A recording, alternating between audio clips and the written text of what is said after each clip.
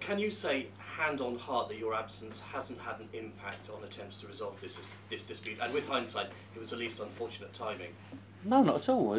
Hand on heart, whatever that means. That long the art's going to last for, but hand on heart.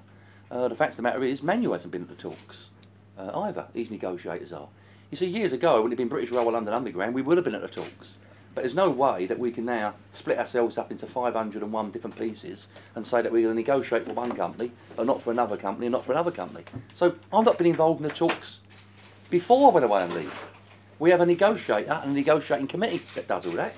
And we get involved with our executive committee. Our executive committee, as our president said, like most executive committees of the union, are in charge of the union. And they tell me what to do. The fact is that my holiday was booked up well before the strike was called. And secondly, in those circumstances, the negotiators I spoke to twice a day, every day, for the length of that dispute, and made it quite clear that I would be back if needed. I'm not needed today. They're Dan Acast did it without me. They're the ones who know the nitty-gritty of it. And the Mayor of London, to be honest with you, he ain't met me for 7 years. I don't sort of a rush now because I'm in Brazil. That all of a sudden now he wants to meet us. Perhaps he should have come out there.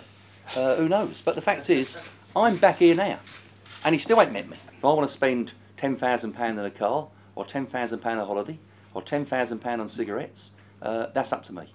Fair enough, but you can't deny that it is a distraction, though. I don't know if it's a distraction at all. I'm not distracting it.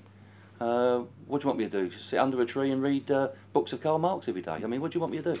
On March the 26th this year in the Daily Mail, there's the holiday. So they're the ones that was advertising the holiday that people will go on. So they're saying to people, go on holiday, but when you go on there, you shouldn't really go on it. So why is he advertising holiday in the first place? So there it is on the 26th of March. So I mean, there it is for people to see. So I suppose basically what they're really trying to say is that if you really go on this holiday, you shouldn't be. So work that one out for you. I suppose they copped the money for the advert, but if you dare book up for it, then you're a fool. So I mean, that's where the advert was.